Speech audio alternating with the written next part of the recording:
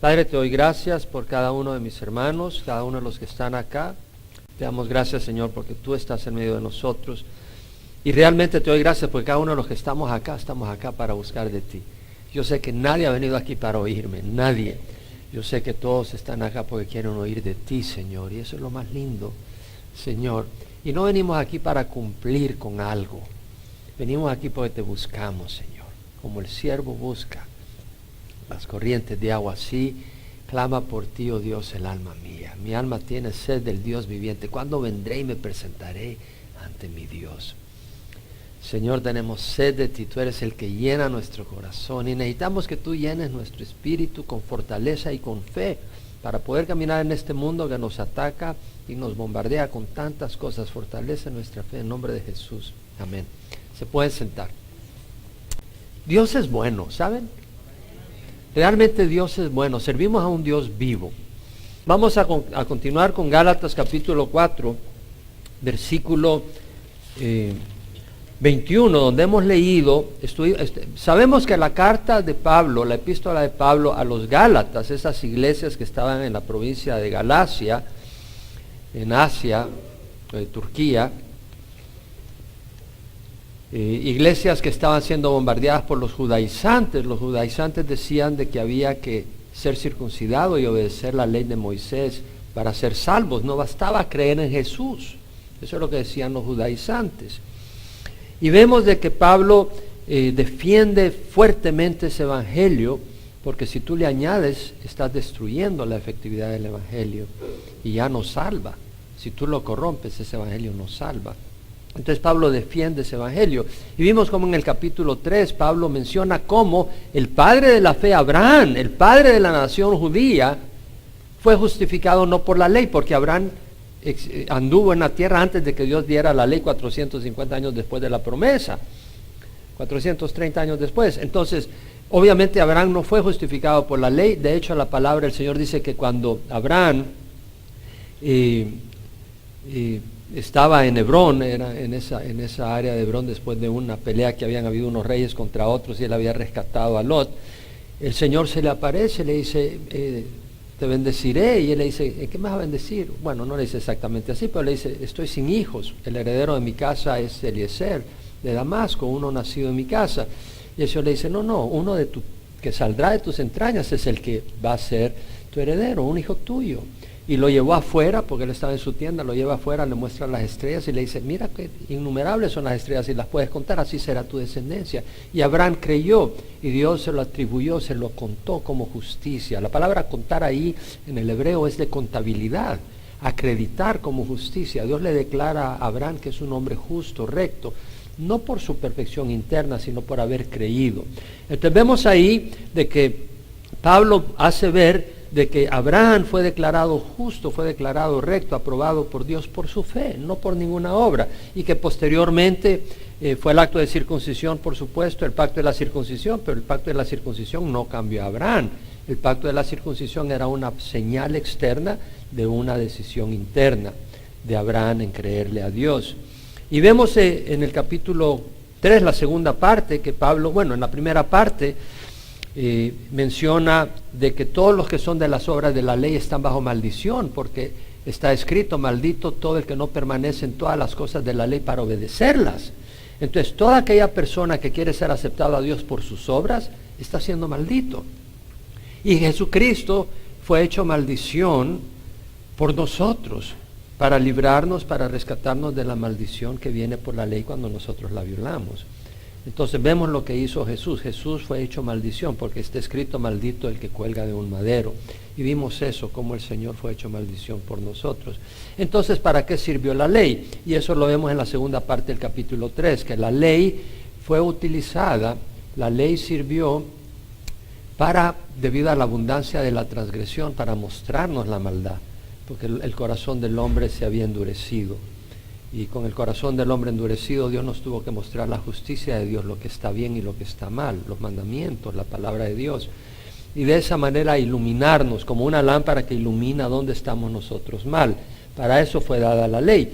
Y la ley también sirvió, como un maestro, como un tutor, como un ayo, que nos enseña qué está bien, qué está mal, y también nos enseña disciplina.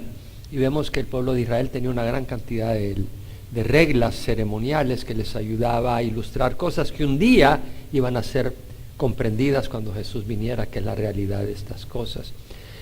En ese sentido, la ley también fue un ayo, un tutor para el pueblo de Israel. En el capítulo 4 vimos de que una persona, un niño, por ejemplo, al principio, un niño, si es heredero y ha heredado una gran fortuna, ese niño no tiene acceso a esa fortuna mientras es niño.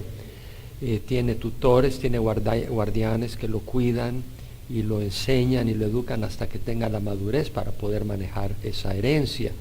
Y de la misma manera está hablando Pablo de que el pueblo de Israel en su niñez como pueblo no tenía la capacidad para poder recibir la herencia, pero cuando vino Jesucristo en el tiempo oportuno, ya nosotros, el pueblo de Dios, recibe esa herencia que es el Espíritu Santo y la adopción como hijos. Entonces al principio del capítulo 4 dice que somos hijos y hemos heredado el Espíritu Santo, por el cual podemos decir Abba Padre.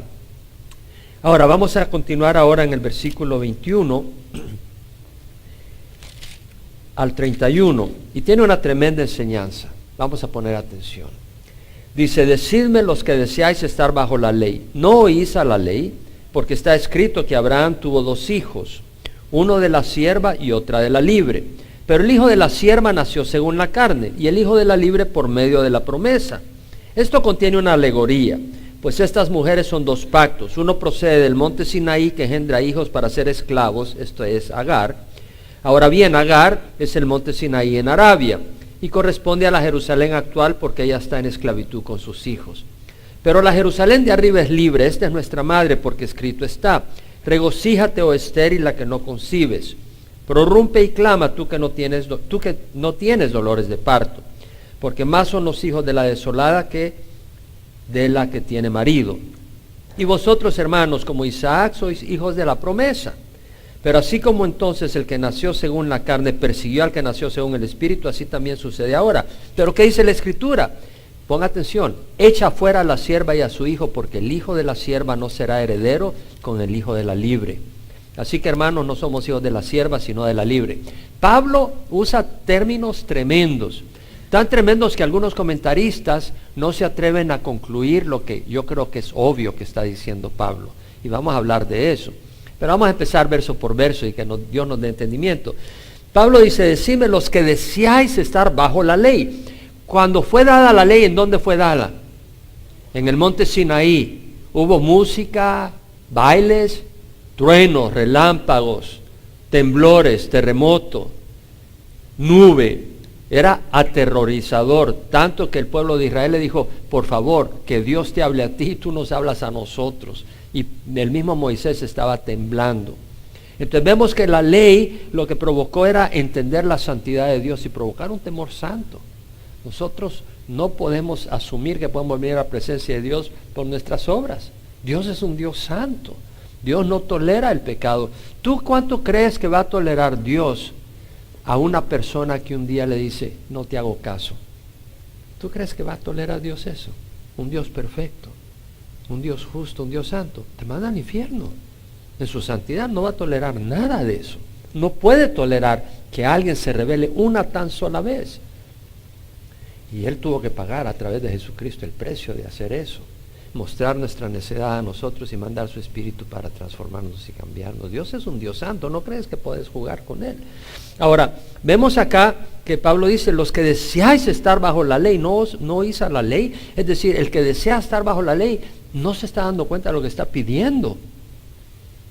Yo quiero cumplir la ley y así voy a ser aceptado por Dios. Yo voy a entrar al reino de los cielos a través de mis obras. ¿Eso es lo que quieres hacer? No sabes lo que estás diciendo. Estás diciendo que quieres que Dios te mida por tus obras. Y si Dios te va a medir por tus obras, Él va a poner su estándar. ¿Sabes cuál es ese estándar? Jesucristo. Wow, no sabes. Pablo lo dice: los que deseáis estar bajo la ley, no oís a la ley. ¿Y por qué quiere uno querer estar bajo la ley? Porque muchas veces la gente quiere estar bajo la ley porque se puede vanagloriar. Hoy, yo fui a la iglesia 5 veces esta semana. Todo lo que quieras decir, pero con eso no entras al reino de los cielos. Ahora, Pablo dice, está escrito que Abraham tuvo 2 hijos, uno de la sierva y uno de la libre. Pero el hijo de la sierva nació según la carne y el hijo de la libre por medio de la promesa. Vamos a ir a Génesis porque quiero que recordemos estas cosas. Vamos a Génesis 15. En Génesis 15 tenemos la promesa de Dios y vemos en el versículo 1, lo mencioné, que a Dios se le aparece a Abraham y le dice, no temas, Abraham, yo soy un escudo para ti, tu recompensa será muy grande. Y Abraham dijo, oh Señor Jehová, ¿qué me darás puesto que yo estoy sin hijos y el heredero de mi casa es Eliezer de Damasco? Dijo además Abraham, he aquí no me has dado descendencia, y uno nacido en mi casa es mi heredero. Pero he aquí que la palabra de Jehová vino a él diciendo, tu heredero no será este, sino uno que saldrá de tus entrañas, él será tu heredero. Lo llevó fuera y le dijo, ahora mira al cielo y cuenta las estrellas si te es posible contarlas. Y le dijo, así será tu descendencia. Y Abraham creyó en Jehová y él se lo reconoció por justicia. Entonces vemos la promesa, ¿no? Que uno nacido de sus entrañas iba a ser su heredero y que su descendencia iba a ser multitudes, numerosas como las estrellas del cielo. La promesa. Ahora, pasa lo siguiente. Abraham ya estaba mayor, él salió de Harán cuando tenía 75 años. Probablemente esta promesa se le da a Abraham cuando tenía unos 85 años. El heredero será de tus entrañas. Sara dice, yo tengo 75 años. Cuando Abraham tenía 85 años, Sara tenía 75. Dice, yo soy estéril. Yo tengo 75 años. Entonces dijo, ¿sabes qué? Te voy a dar mi sierva Agar. Tal vez así vas a tener el hijo que Dios te ha prometido. ¿Por qué? Cuando Abraham estaba en Caná, al principio hubo una hambruna en Caná y no consultó con Dios y se fue directamente a Egipto. Y como Sara era una mujer muy hermosa, dijo, si te dicen algo, dile que eres mi hermana para que no me maten. Así que Abraham se acobardó, muy feliz que la tomaran de mujer, pero que no lo mataran. Y cabal, cuando llega a Egipto, los amigos del faraón le dicen, ¿ya viste esa chica que acaba de venir al pueblo? Esa muchacha. Le dice, no, cuenta, tarda. Y se la llevaron al faraón. Y faraón empieza a darle camellos, y asnos, y asnas, y vacas, y ovejas, se las empieza a dar a Abraham cuando vienen plagas. Dios le manda plagas a faraón para que no toque a Sara. Y se da cuenta Faraón y dice, ¿cómo es que no me dijiste que era tu esposa? Me decías que era tu hermana. Dice que tenía miedo. Bye bye, mi amigo, vete con todo lo que te di, pero vete. Y entonces Abraham se fue y llevaba esclavos y esclavas. Y una de ellas era Agar, que era alguna mujer bonita, joven. Y viene Sara, le dice, ¿sabes qué? Te voy a dar a mi sierva Agar, tengo un hijo. Y efectivamente, vemos el problema en el capítulo 16. Sarai, se llamaba Sarai, no Sara, mujer de Abraham, no le había dado luz a hijo alguno y tenía ya una sierva egipcia que se llamaba Agar. Entonces Sarai dijo a Abraham, he aquí que el Señor me ha impedido tener hijos. O sea, Sarai se daba cuenta que Dios es soberano y que si no tenía hijos es porque Dios lo había impedido. Dios es soberano. Dios es soberano. Llégate, te ruego. Ahora, ¿por qué había permitido que fuera estéril? Porque Dios tenía un plan maravilloso. Y le dice, llégate, te ruego a mi sierva, quizá por medio de ella yo tenga hijos. Y Abraham escuchó la voz de Sarai.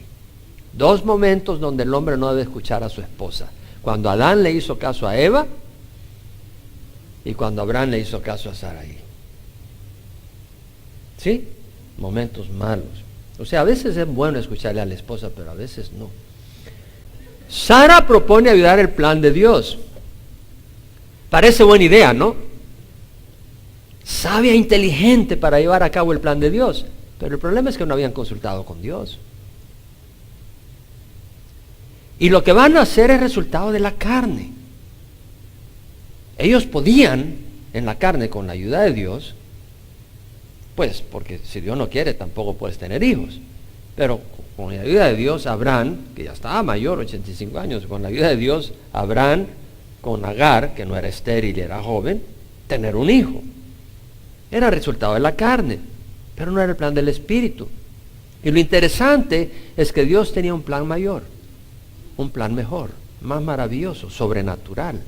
Dios quería hacer un milagro.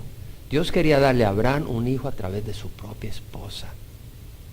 Pero viene Sara y viene Abraham, y por no esperar en Dios, quieren hacer algo que supuestamente es bueno, pero es resultado de la carne.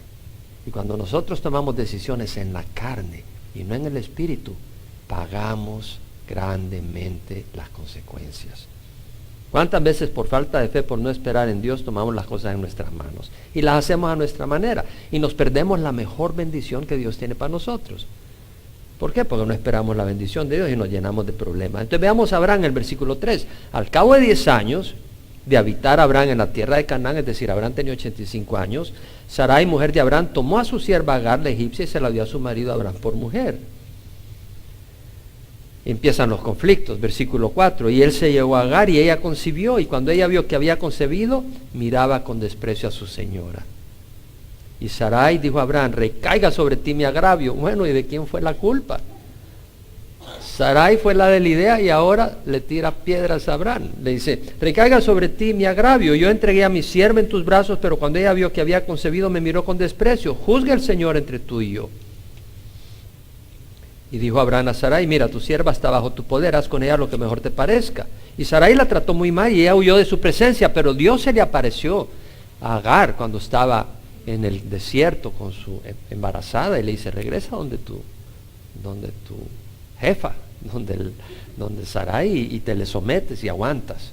¿Por qué? Porque le iban a hacer el bebé. Y cuando nace le llama Ismael. Ahora, vamos a ver ahora la promesa de Dios hacia Sara. A pesar de que Sara se le adelantó a Dios y a Abraham se le adelantaron, el padre de la fe también falló varias veces. A pesar de eso, Dios va a cumplir su promesa, pero ellos van a pagar las consecuencias. Y Dios va a cumplir su promesa para nosotros, pero cuando nos adelantamos, vamos a pagar las consecuencias. ¿Qué le pasó a David con Betsabé? Dios cumplió las promesas con David, pero qué amargas consecuencias las que sufrió. Nunca nos olvidemos de eso. Podemos decir, busquemos la voluntad de Dios. En serio, digo en mi corazón, no nos adelantemos a Dios, vamos a pagar consecuencias amargas. Lo que Dios tiene para nosotros es lo mejor. No pongamos nuestra carne en las cosas de Dios. Dejémonos guiar por el Señor. Ahora, en el capítulo 17 vemos que cuando Abraham tenía 99 años, Jehová se le apareció y le dijo, yo soy el Dios Todopoderoso, anda delante de mí, sé perfecto, yo estableceré mi pacto contigo y te multiplicaré en gran manera. Pero ahora viene y le dice en el versículo 15. Ahora, cuando tenía 99 años, ¿qué edad tenía Ismael? 13. Porque tenía 86 años cuando nació Ismael. Y eso sale en otro lugar, no puedo cubrir toda la escritura, pero lee la Biblia. Entonces el versículo 15, entonces dijo Dios a Abraham, a Sarai tu mujer no la llamarás Sarai, sino que Sara será su nombre, que quiere decir princesa. Y la bendeciré y de cierto le daré un hijo por medio de ella. ¿Por medio de ella? El Señor tiene 99 años. La bendeciré y será madre de naciones, reyes de pueblos vendrán de ella. Entonces Abraham se postró sobre su rostro y se rió, pero él se rió de alegría y también de sorpresa. Dice, a un hombre de 100 años le nacerá un hijo y Sara que tiene 90 años concebirá. ¿Por qué? Tenía 99 años cuando le dio la promesa, iba a ser el siguiente año, 100 años. Pero Dios dijo, no, sino que Sara, tu mujer, te dará un hijo y le pondrás el nombre de Isaac, que quiere decir risa, alegría. Y estableceré mi pacto con él, pacto perpetuo con su descendencia después de él. Entonces vemos la promesa de Dios. ¿A través de quién? Sara. Y su nombre se llama. Ahora, ese niño que iba a nacer no era como cuando nació Jesús, de que José no tuvo nada que ver en el asunto. Fue engendrado sobrenaturalmente. Pero en el caso de Sara y Abraham y Sara tuvieron intimidad. Pero fue un milagro de que Sara pudiera concebir y que Abraham a los 100 años todavía pudiera tener hijos. Y después de esto, Abraham se hace muy fructífero y tiene un puño de hijos más después. Ustedes lo pueden leer en Génesis. Lea la Biblia, no solo me mire a mí. ¿Ok? La Biblia dice. Ahora, interesante, ¿cuántos hijos aparece ahí que ha tenido Abraham ya? ¿Cómo se llama uno? ¿Y el segundo? Ok. ¿Sabes que cuando Dios, al final de al cabo, si vemos en el capítulo 21, versículo 8, cuando nace Isaac, ¿qué edad tiene Abraham? 100, porque le dio la noticia cuando tenía 99. 100. Entonces, ¿qué edad tenía Ismael? 14. Ahora mire el versículo 8, y el niño creció, está hablando de Isaac, y fue destetado. ¿A qué edad destetaban los niños en el tiempo de Abraham? A los 3 años la destetaron. Entonces mira, Abraham hizo un gran banquete el día que Isaac fue destetado. Y Sara vio al hijo que Agar la egipcia le había dado a luz a Abraham, burlándose de su hijo Isaac. O sea que Ismael estaba sacando la lengua y haciendo todo tipo de muecas al pobre Ismael a Isaac. Y dijo a Abraham, echa fuera a esta sierva, porque era esclava. Y su hijo, de acuerdo a la ley en ese tiempo, los hijos de una esclava eran esclavos. Y le dice, echa fuera a la sierva y a su hijo, porque el hijo de esta sierva no ha de ser heredero juntamente con mi hijo Isaac. Que se te graben estas palabras. Digamos, esto tiene tremenda profundidad. Mas Dios dijo a Abraham, no te angusties, porque Abraham se angustió por tratarse de su hijo. Ismael era su hijo, no era el hijo de Sara, pero era el hijo de él. Y Ismael se afligió, y Abraham se había encariñado con Ismael. Y Dios le dice a Abraham, no te angusties por el muchacho ni por tu sierva. Y Dios se encarga de Ismael, lo protege, etcétera. Y sale más adelante, lea su Biblia. Presta atención a todo lo que Sara te diga, porque por Isaac será llamada tu descendencia. Ahora, ¿cuántos hijos tenía Abraham? Ismael y Isaac. Vete al capítulo 22, porque ahí tenemos cuando Dios prueba a Abraham. Y le dice, quiero que te lleves a tu hijo Isaac y lo sacrifiques. Pero mira las palabras que usa el Señor cuando le dice esto a Abraham. Capítulo 22, versículo 1. Aconteció que después de estas cosas, Dios probó a Abraham y le dijo a Abraham, y él respondió, heme aquí. Y Dios dijo, toma ahora a tu hijo. Y luego, ¿qué dice? Tu único a quien amas, a Isaac. Y ve a la tierra de Moría y ofrécelo ahí en holocausto sobre uno de los montes que yo te diré.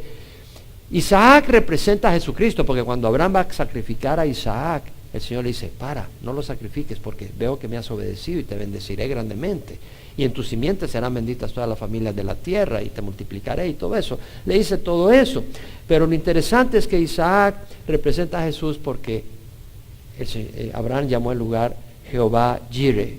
Dios Jehová proveerá, Jehová Jireh. Y habla de que fue el Padre, nuestro Padre Celestial, el que proveyó a su Hijo, a Jesucristo. Entonces Isaac representa a Jesús, que es el único hijo de Dios, natural, o sea, de la misma naturaleza de que viene toda la eternidad. Y bueno, le dice, toma ahora tu hijo único. Entonces vemos de que Dios no toma en cuenta el fruto de la carne, sino el fruto de la promesa. ¿Se dan cuenta? El fruto de la carne era Ismael. No lo toma en cuenta. Le dice, ¿sabes qué? Toma tu hijo único y a él me lo sacrificas. Le está haciendo entender a Abraham, lo que tú haces en la carne, yo no lo tomo en cuenta, Evi. Lo que haces guiado por el Espíritu, eso sí lo tomo en cuenta. Entonces vamos a Gálatas 4:25. Tenemos ya el trasfondo, ¿sí? ¿Lo agarramos o no lo agarramos? Entonces vamos acá porque tenemos que avanzar. Esto contiene una alegoría. Pues estas mujeres son 2 pactos. Es decir, estos son hechos históricos, pero también tienen un significado adicional, alegórico. Y Pablo, inspirado por el Espíritu Santo, nos lo explica y dice, una mujer procede del monte Sin, un pacto. Estas mujeres son 2 pactos. ¿Cuáles son las 2 mujeres? Sara y Agar. Entonces, entonces son 2 pactos. Uno es el pacto de la ley y el otro es el pacto de la gracia. ¿Me explico? El pacto de la ley, que Jesucristo dijo en la última cena, esta es la copa del nuevo pacto. Es un nuevo pacto. Primero está el pacto de la ley, luego está el pacto de la gracia. Entonces dice, esto contiene una alegoría. Estas mujeres son 2 pactos. Uno procede del monte Sinaí. ¿Qué pasó en el monte Sinaí? Ahí se dio la ley. Representa la ley, que engendra hijos para ser esclavos. Es decir, los que están bajo la ley son esclavos de la ley. Tienen que cumplir la ley, no hay manera. Este es Agar. Agar representa a los que están bajo la ley. Y estaba representa al Israel de ese tiempo. ¿Por qué? Porque no habían sido liberados, no habían aceptado la liberación en Cristo Jesús. Entonces estaban bajo la ley, y bajo la ley tenían que cumplir toda la ley para ser salvos. Ahora bien, Agar es el monte Sinaí en Arabia y corresponde a la Jerusalén actual, lo que acabo de decir. Porque la Jerusalén actual, en el tiempo de Pablo, ellos no habían aceptado al Mesías. Entonces ellos estaban tratando de obtener justicia por medio de sus obras y la ley ceremonial. Porque ella está en esclavitud con sus hijos. Cuando está hablando de Jerusalén con sus hijos, está hablando los pobladores, el pueblo de Israel, que no ha aceptado al Mesías. Están en esclavitud. Pero la Jerusalén de arriba, que está representando a Sara y el pacto de gracia, es libre. La Jerusalén de arriba es la Jerusalén celestial, la que desciende del cielo, lo puedes leer en Apocalipsis. Ahí vamos a estar los hijos de Dios.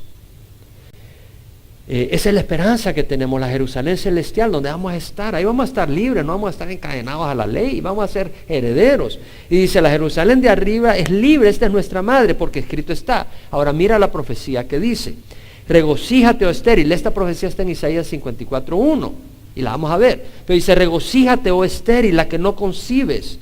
Prorrumpe y clama tú que no tienes dolores de parto, porque más son los hijos de la desolada que la que tiene marido. Vamos a explicar esto, porque aquí estamos para aprender, amén.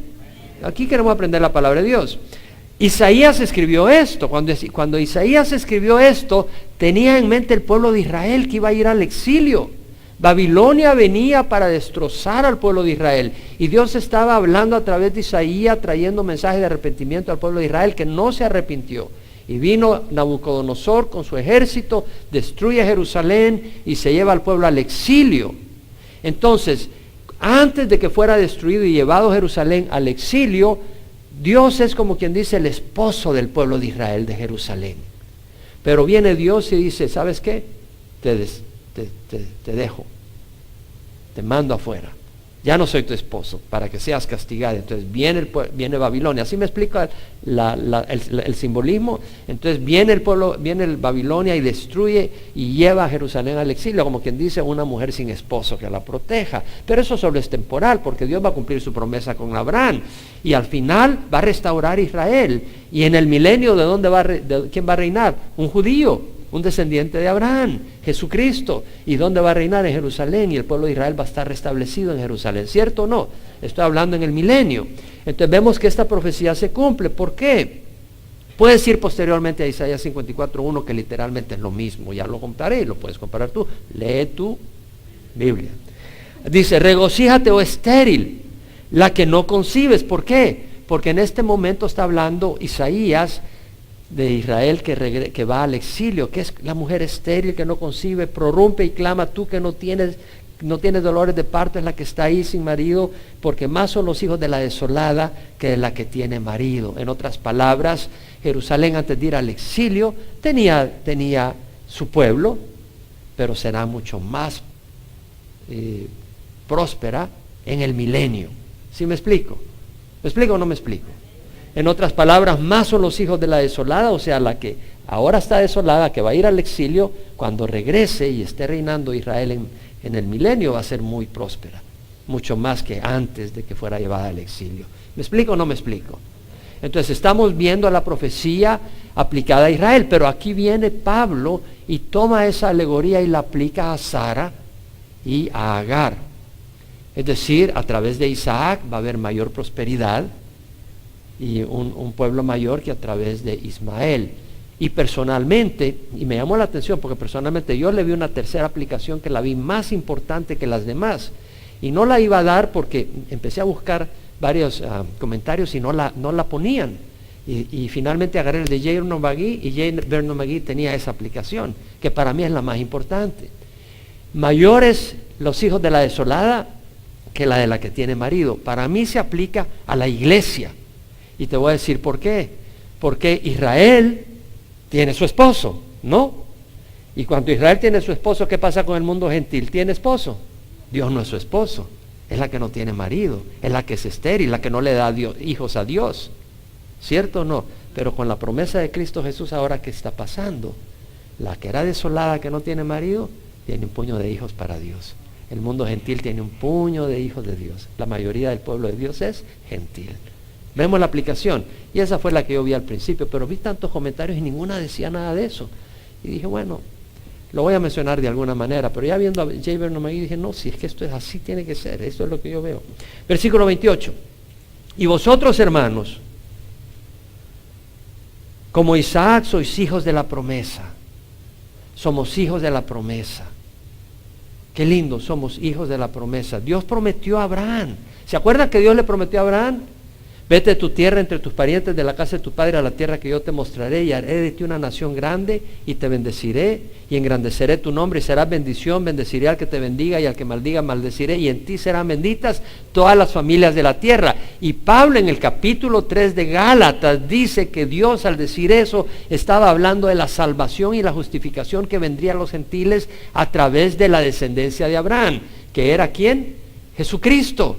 A través de Jesucristo. Y Pablo al principio del capítulo, en la segunda parte del capítulo 3, habla que cuando habla de la descendencia, en Génesis se refiere en singular, no en plural, y habla de la simiente, y esa simiente es Jesús. Cuando el Señor lleva a Abraham al monte Moría, lo manda para que sacrifique a Isaac, le dice, te bendeciré grandemente, y tendrás una descendencia enorme. Y también, ¿qué es lo que le dice en ese momento? Y en tu descendencia serán benditas las familias de la tierra. En tu descendencia. Al principio, cuando llama a Abraham, en ti serán benditas todas las familias de la tierra. Pero cuando va a sacrificar a Isaac, le aclara y le dice, en tu simiente, en tu semilla, y esa semilla es Jesucristo. Entonces Pablo, la bendición de Dios al pueblo de Israel, al pueblo gentil y aún a los israelíes que creen, está en ¿quién? En Jesucristo. La bendición, y Pablo lo dice, la bendición es a Jesucristo. Jesucristo es el heredero de la bendición. Pero ¿qué pasa cuando nosotros nos identificamos con Cristo? Estamos revestidos de Jesucristo. Le pertenecemos a Jesucristo y como unidos con Jesucristo, somos coherederos con Jesucristo de la bendición. ¿Me explico o no me explico? Ok. Entonces, versículo 29. Pero así como entonces el que nació según la carne persiguió al que nació según el Espíritu, así también sucede ahora. Es decir, Ismael le hizo la vida, quería hacerle la vida imposible a Isaac. Y Sara dijo, patitas, ¿para qué las quiere? Que salga corriendo. Y lo sacó. ¿Nos damos cuenta? Es decir, lo sacó, no anduvo con cuentos. Y así ocurre ahora. Nosotros que creemos en la salvación por fe, no por obras, la gente se burla de nosotros, nos desprecia, creen que somos tontos. ¿Cómo vas a creer que solo por creer se va a hacer salvo? Yo recuerdo, yo fui a una escuela religiosa, y recuerdo en una ocasión, el profesor, y no sé si era en la clase de religión o en qué clase, mencionó sobre Lutero, mencionó sobre el protestantismo, y mencionó, ellos creen que son salvos por la fe nomás. Pero entonces uno puede hacer lo que quiere y se va a salvar. No, si tú tienes fe real, una fe viva en Cristo, no fe de creer que Dios existe, los demonios creen y tiemblan, no se salvan, sino una fe donde tú crees que Cristo es el Hijo de Dios, que Él ha venido para bendecirnos, y tú crees que Él nos ama, y tú dices, ¿sabes qué? Yo te quiero dar mi vida, porque yo soy un pecador y yo quiero que tú me cambies. Esa fe salva, porque esa fe no es una fe para hacer el mal. Cuando tú has probado la gracia de Dios, te alejas del pecado. Y esa gracia de Dios solo la puedes probar a través de la fe. Pero cuando tú tienes fe y pruebas la gracia de Dios, créemelo, si tú no la has experimentado, tiene mucho más poder que la ley para que no peques. La ley no tiene poder para que no peques, la ley te provoca el pecado. Te dice, no hagas esto, lo quieres hacer, lo hayas más atractivo. Pero cuando tú te das cuenta de lo que Jesús ha hecho, cuando tú te das cuenta del amor de Jesús y quién es Él, tú quieres servirle. Ya no estás pecando, ya no estás pensando en la ley, estás pensando en Jesús. Y cuando estás pensando en Jesús, lo quieres bendecir. Cuando tú amas a alguien, tú no estás pensando en la ley, sino en bendecir a esa persona. Y eso es lo que pasa cuando estamos bajo la gracia. Entonces vemos acá que dice, el que nació según la carne persiguió al que nació en el Espíritu. Ismael despreció y se burló de Isaac. Y los legalistas buscan tener una justicia propia por obras. Y por eso dicen, por ejemplo, los adventistas del séptimo día que dicen de que hay que observar el sábado y que no puedes comer carne de cerdo, dicen que nosotros tenemos la marca de la bestia. El reunirnos el domingo es ¿sabían ustedes eso? Dicen que la marca de la bestia es reunirnos el domingo y nos hacen quieren hacernos la vida imposible. Pero no nos nace, nosotros sabemos que no es cierto. Ahora, algunos dicen, es ridículo decir que cree en Jesús y con eso ya es suficiente y será salvo. Eso es ridículo, dicen algunos. Es que no lo digo yo, lo dijo Jesús. Cuando había multiplicado panes y peces, los judíos se le acercaron y le dijeron, ¿qué debemos de hacer para hacer las obras de Dios? Y Jesús le dijo, esta es la obra de Dios, que creas en el que Él ha enviado. Que creas en el que Él ha enviado. Ahora, ¿qué es más ridículo pensar? Que al poner la fe en Jesucristo vas a ser justificado, o pensar que puedes ser justo con penitencias y sacrificios. Que tirándote azotes en la espalda vas a tener un corazón limpio. Eso es absurdo. O pensar que con tus fuerzas por guardar la ley moral vas a ser aceptable a Dios. Por más que hagas tus esfuerzos por cumplir la ley moral, es imposible, tú sabes que es imposible. O pensar que abstenerte de alimentos y cumplir algunas tradiciones van a resultar en añadirle justicia a lo que hizo Jesús en la cruz. Es absurdo. Entonces, vemos el versículo 30. ¿Qué dice la Escritura? Echa fuera a la sierva y a su hijo, pues el hijo de la sierva no será heredero con el hijo de la libre. ¡Wow! ¿Quiénes son los hijos de la ¿Quiénes son los hijos de la sierva? ¿Quién representa a la sierva? Agar. Y la Agar representa la ley.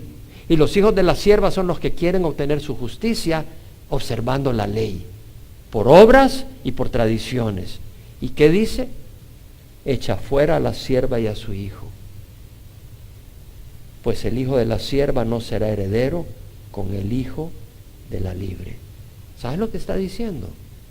Claramente para mí, si tú estás confiando en tus obras, te vas a ir al infierno. Tú dices, yo creo en el Señor Jesucristo, pero yo soy salvo porque además no como carne y me reúno el sábado.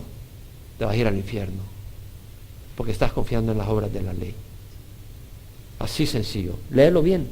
Echa fuera a la sierva y a su hijo, pues el hijo de la sierva no heredará con el hijo de la libre. Tú no puedes añadirle a lo que hizo Jesucristo en la cruz. No puedes. Es un insulto a Dios. Es una ofensa a Dios. Y a la vez, qué lindo que no tenemos que añadirle. Porque no podemos añadirle, es absurdo. Y qué lindo que no tenemos que hacer nada para entrar al reino de los cielos, solo arrepentirnos y aceptar lo que Jesús hizo. No podemos decir amén a eso. Y como leíamos hace algunos domingos, aquel que no conoció pecado, lo hizo pecado. Y Jesús nos libró de la maldición del pecado, de la maldición de la ley. Y Él se hizo maldición por nosotros, porque escrito está, maldito el que cuelga en un madero. Si tú puedes oír estas palabras y no conmoverte, tu corazón está demasiado duro. ¿Sí me explico? Es decir, es increíble que nuestro Señor Jesús se ha hecho maldición por nosotros. Y luego reconocer de que si Él hizo todo eso, yo no puedo añadir nada y soy libre. ¿Sabes lo que es ser libre? ¿Sabes lo que es enojarte y perder la paciencia y decir, gracias Señor, porque tú me perdonas con la sangre tuya en la cruz? Y no irte con un espíritu de condenación. ¿Has experimentado eso? Poder decir, y cuando lo experimentas no dices, qué feliz que perdí la paciencia. No dices eso. Cuando realmente lo entiendes y pierdes la paciencia y dijiste lo que no tenías que decir y en el momento dices, gracias Señor que tu sangre me limpia. Hay un corazón agradecido ahí. Y no un corazón de culpa. No un corazón de una carga que llevas y llevas en tu espalda. ¿No es lindo la gracia? ¿No es lindo caminar en la gracia del Señor? ¿No es lindo lo que hizo el Señor por nosotros? Vamos a ir rápido al capítulo 5, vamos a ver los primeros 12 versículos. Para libertad fue que Cristo nos hizo libres. Por tanto, permaneced firmes y no os sometáis otra vez al yugo de esclavitud. ¿Para qué dice? libertad. Jesús vino a librarnos. Satanás cree que Jesús viene a encadenarnos, a hacernos esclavos. Jesús vino a librarnos. ¿Sabemos lo que es estar esclavos del pecado? ¿Y sabemos lo que es ser libre de la esclavitud del pecado? Cuando eres libre de la esclavitud del pecado, no quiere decir que no seas tentado y que no seas atraído, pero tienes poder para decir no. El que es esclavo del pecado no tiene ningún poder para decir no al pecado. Es esclavo. Y Jesús vino a librarnos de la esclavitud. Jesús dijo, del pecado. Jesús dijo, en verdad os digo que todo el que comete pecado es esclavo del pecado, y el esclavo no queda en la casa para siempre, pero el Hijo permanece para siempre. Y si el Hijo os hace libres, seréis verdaderamente libres, seréis realmente libres. Podemos ser libres. No quiere decir que vamos a ser libres de las tentaciones. Vamos a ser libres de las tentaciones cuando venga el Señor Jesús. Ahora tenemos que aguantarlas. Y tenemos tentaciones. Todos tenemos, a menos que estén muertos. Pero todos somos tentados de una o de otra manera. Y somos tentados en una y en otra manera. Pero, ¿sabes qué? Pero somos libres, no somos esclavos de esas tentaciones. Qué bonito, qué bonito. Ahora, Cristo también nos libró del yugo de la ley. El yugo de la ley era insoportable. Había que circuncidarse. Bueno, un bebé de 8 días no puede decir ni pío. Pero habían otra cantidad de leyes continuas. Si la mujer estaba en su ciclo menstrual, estaba inmunda. Si el hombre había emitido líquido seminal, estaba inmundo. Si tocabas un animal muerto, estabas inmundo. No podías comer conejito, no podías comer algunos animales, no podías comer camaroncitos, cóctel de camarones, olvídate. No podías comer langosta, o sea, una cantidad de reglas, tenías que hacer sacrificio por todo. De hecho, cuando fue el concilio de Jerusalén, porque los judaizantes habían llegado a Antioquía y Pablo dice, no es necesario circuncidarnos, y Pablo lleva este problema a Jerusalén junto con Bernabé y se arma el concilio. Los fariseos, cuando vieron a Pablo, dicen, es necesario que los gentiles se circunciden y obedezcan la ley. Y Pedro en el concilio les dice, pueden verlo ustedes después en el capítulo 15 de Hechos, ¿por qué tentáis a Dios poniendo sobre el cuello de los discípulos un yugo que ni nuestros padres ni nosotros hemos podido llevar? La ley era un yugo insoportable, habían como 600 y pico de leyes, y tenían que observar todas esas leyes. No podías respirar tranquilo porque estabas violando una ley en cada momento. Estornudabas, estabas violando una ley. Abrías la boca y te entraba un animalito inmundo, estabas violando la ley. O sea, violaban la ley por todo. Ahora, Pablo dice, para libertad fue que Cristo nos hizo libres, por tanto, permaneced firmes y no os sometáis otra vez al yugo de la esclavitud. Lo que está Pablo diciendo es, no cedan. Hay cosas a las cuales no debemos de ceder. Hay personas que buscan esclavizarnos a la ley, no debemos de ceder a eso.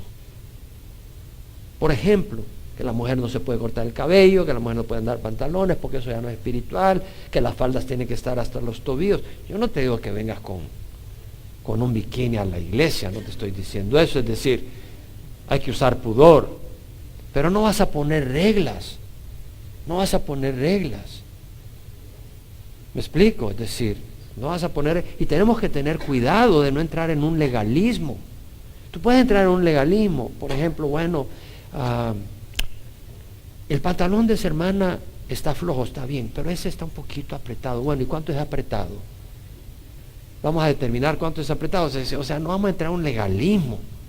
Claro, usa pudor, pero no vamos a estar en un legalismo tratando de ver en dónde está fallando cada uno. Porque acuérdate, cuando tú apuntas un dedo a alguien porque ha violado la ley, hay 3 apuntando contra ti.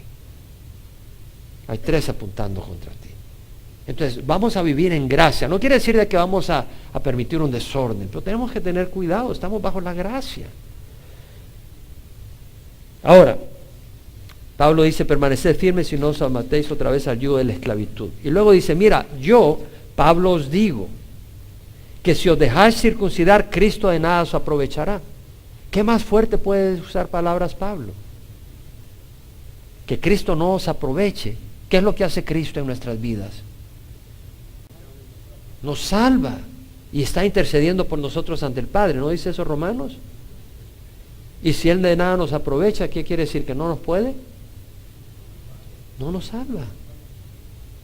Porque tú no puedes añadirle nada de ley ni ninguna obra a lo que hizo Jesucristo. Entonces los que dicen que es necesario el bautizo para ser salvo, están equivocados. Pero yo te digo, pero si tú eres salvo, tú vas a obedecer. ¿Sí me explico? Vemos la diferencia. Si tú eres salvo, tú vas a obedecer. Ahora, lo que quiere decir es de que si tú recibes al Señor Jesucristo ahorita y pasa un carro y te mata al salir, te vas a ir al cielo. Porque aunque no te hayas bautizado, lo que salva es la fe, no el bautizo. Si el bautizo es el que salva, tú te arrepientes y vas en la calle y te mata a alguien, te vas al infierno porque no te bautizaste, es absurdo. La Biblia lo dice. Y Pablo dice, otra vez testifico, a todo hombre que se circuncida que está obligado a cumplir toda la ley. Es decir, si tú te circuncidas, no quiere decir que sea mala la circuncisión, de hecho tiene ventajas salubres de sanidad médica. Pero te voy a decir, pero si tú te circuncidas para ser aprobado por Dios, lo que está diciendo Pablo es lo siguiente: estás obligado a cumplir toda la ley. ¿Qué quiere decir que estás obligado? Que estás obligado. O sea, es decir, tú dices, bueno, yo creo en Jesús, pero me voy a circuncidar para ser aceptable para Dios. Mala onda. Tienes que cumplir toda la ley, no solo la ceremonial, sino la moral. Y no hay nadie que pueda cumplir toda la ley moral. Y si estás obligado, porque vas a depender de la ley, porque Jesucristo no permite que le añadas nada a su sacrificio. Y si tú le añades, vas a tener que depender en la ley, porque Jesucristo se sale de ahí. Jesucristo dice, si tú me vas a añadir tus obras a lo que yo he hecho, yo me salgo de ahí. Lo único que te va a defender es tus obras. Y si tus obras no son perfectas, no solo tus obras, sino tu carácter moral, tú te vas al infierno, porque tienes que cumplir toda la ley. Entonces mira el versículo 4, ¿qué palabras más fuertes puede usar Pablo? De Cristo os habéis separado. ¿Tú crees que puedes ir al reino de los cielos si estás separado de Cristo? No. Vosotros que procuráis ser justificados por la ley, de la gracia habéis sido caídos. Si te habéis caído de la gracia, quiere decir que dependes de ¿qué? De tu propia justicia.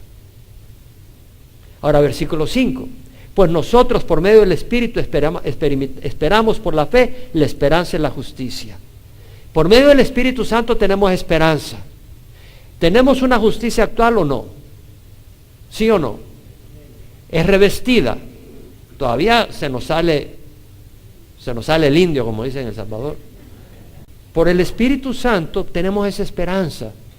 Esa esperanza que un día vamos a tener no solo una justicia externa, recubierto con una justicia, sino que no va a haber ninguna injusticia en nuestro carácter. ¡Wow!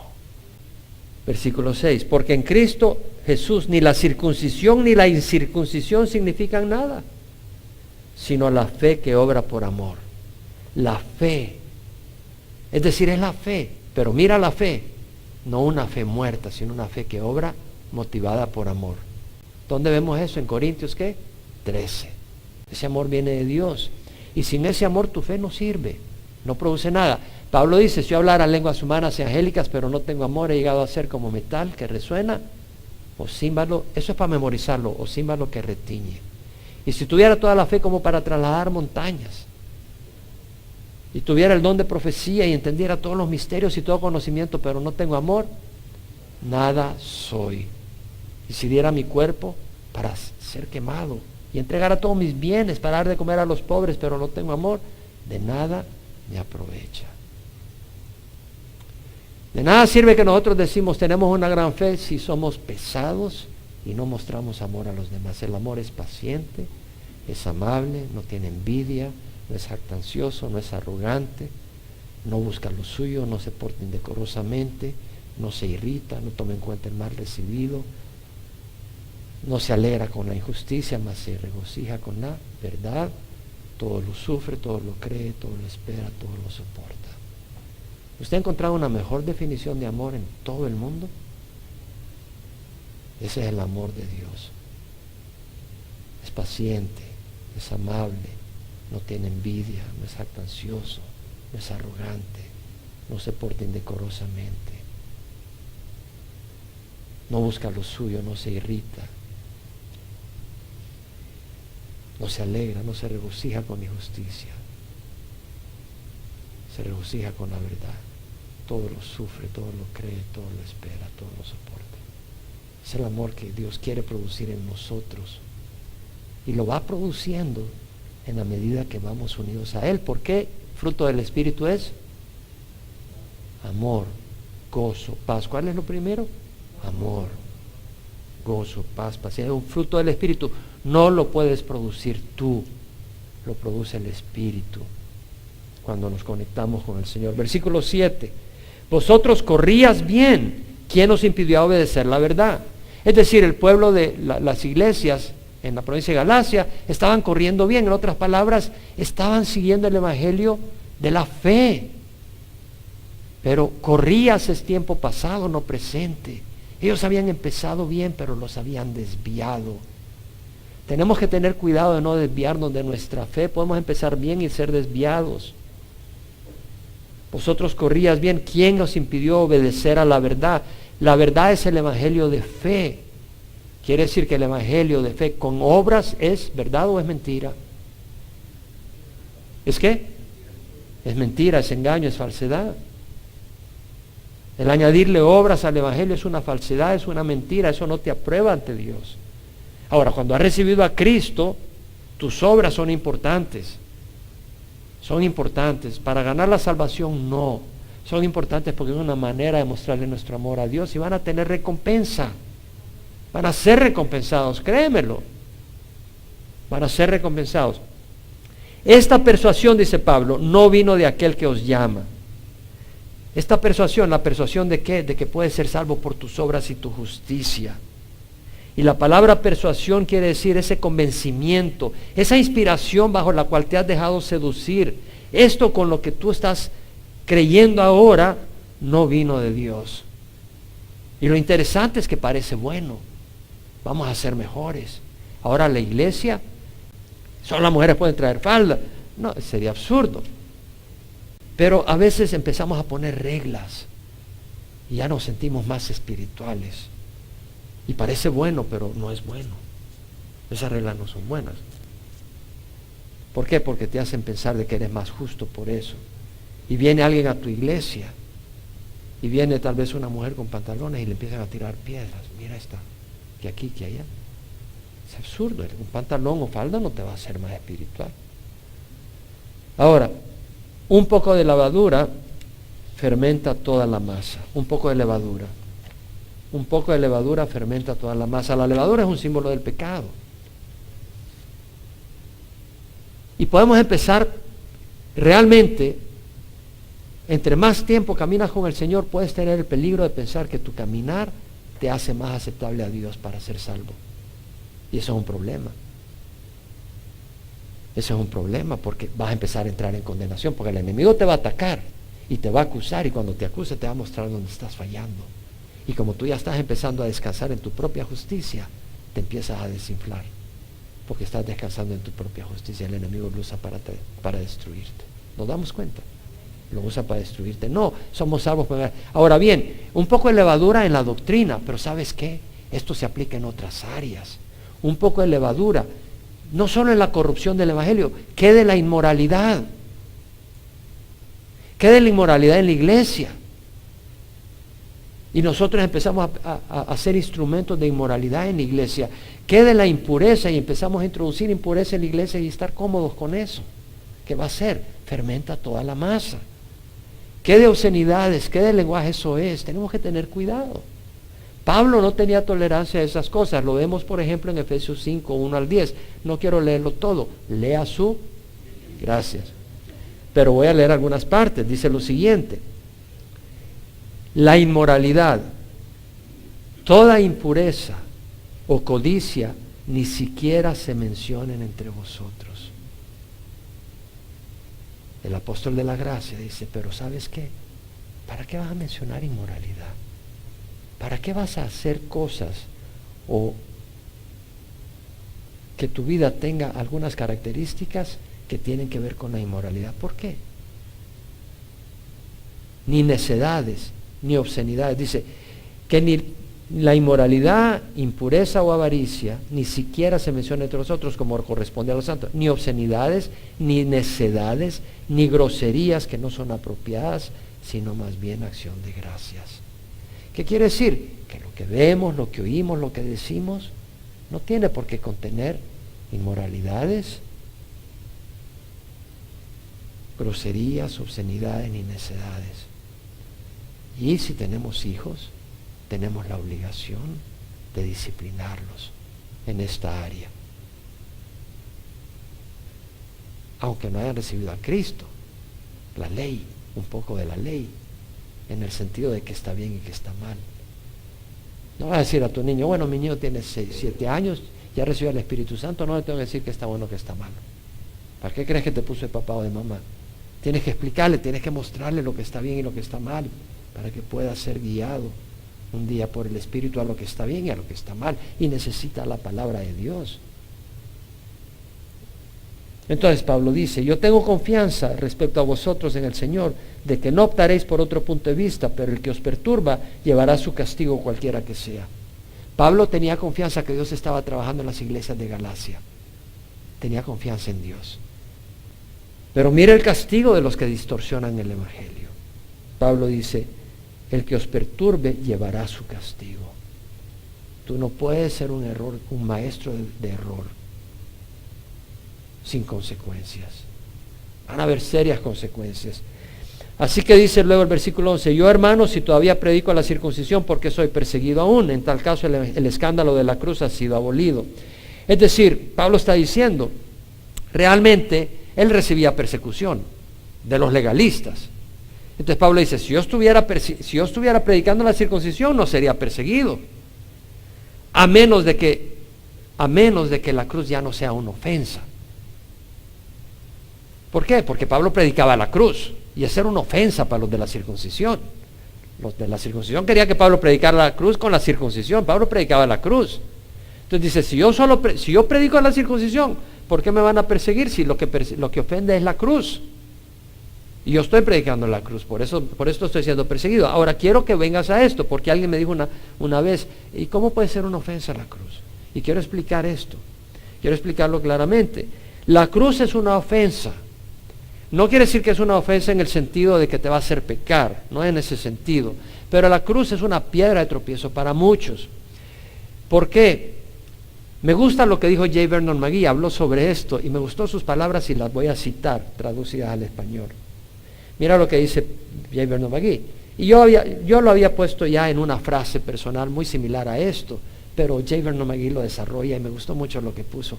Dijo lo siguiente, la cruz de Cristo es una ofensa al hombre en todo lo que el hombre se gloría y se vanagloria. Es una ofensa a su moralidad, pues le dice tu moralidad no sirve, no es capaz de justificarte. Es una ofensa, y lo estoy expandiendo, es una ofensa a tu filosofía, porque tu filosofía es puro pensamiento, intelectualismo, y la cruz dice, cree en el Señor Jesús y serás salvo, no en tus grandes habilidades intelectuales. La cruz es una ofensa a tu sentido de superioridad, porque te puedes decir, nosotros somos los Fonfines, no sé cuál es tu apellido, no quiero usar ninguno porque nos van a ofender, y te crees alto, de alta alcurnia, y es una ofensa. ¿Por qué? Porque la cruz atrae al pobre y al humilde que se da cuenta que no tiene nada que ofrecer a Dios, y los que se creen grandes cosas en la sociedad no se dan cuenta que están peor. La cruz es una ofensa a tu voluntad, porque la cruz demanda que rindas tu voluntad a los pies de la cruz.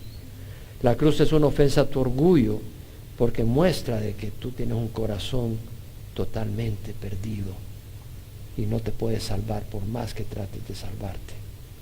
Y la cruz es una ofensa a ti mismo, porque Dios dice, tú no sirves, tienes que nacer de nuevo. Y Pablo termina, ojalá que los que os perturben también se mutilaran, se castraran. Creo que el sentido acá es se cortaran y se separaran de las iglesias en Gálatas para que no los sigan influenciando. Vamos a cerrar en oración. El mensaje de gracia, Isaías dice, fue despreciado y desechado de los hombres, varón de dolores y experimentado en aflicción, y como uno de quien los hombres esconden el rostro, fue despreciado y no le estimamos. Ciertamente Él llevó nuestras enfermedades y cargó con nuestros dolores. Con todo nosotros le tuvimos por azotado, por herido de Dios y afligido. Mas Él fue herido por nuestras transgresiones, molido por nuestras iniquidades. El castigo por nuestra paz cayó sobre Él, y por sus heridas hemos sido sanados. Todos nosotros nos descarriamos como ovejas, nos apartamos cada cual por su camino, pero el Señor hizo que cayera sobre Él la iniquidad de todos nosotros. Y luego dice, debido a su angustia de su alma, Dios lo verá y quedará satisfecho. Está hablando de Jesucristo y su angustia en la cruz. Por su conocimiento, el justo, mi siervo, justificará a muchos. Al conocer a Jesús somos justificados. Y cargará las iniquidades de ellos. Me encanta el Salmo 103 que dice, bendice alma mía Jehová y bendiga todo mi ser su santo nombre. Bendice alma mía Jehová y no olvides ninguno de tus beneficios. Él es el que perdona todas tus iniquidades. Me encanta esto. Él es el que perdona todas tus iniquidades y el que sana todas tus enfermedades. Estoy bendecido por ese versículo. Por tanto, dice, yo le daré parte con los grandes y con los fuertes repartirá despojos, porque derramó su alma hasta la muerte y con los transgresores fue contado, llevando él el pecado de muchos, intercediendo por los transgresores. Cierra los ojos. Ahí donde estás, ¿qué tal si te dejas cubrir por la sangre de Cristo Jesús? ¿Qué tal si hoy dejas que la sangre de Cristo Jesús cubra toda tu iniquidad?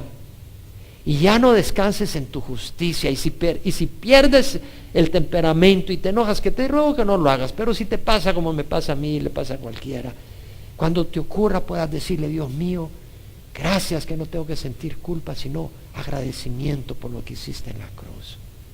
Y vas a querer ya no hacerlo por el amor a Dios.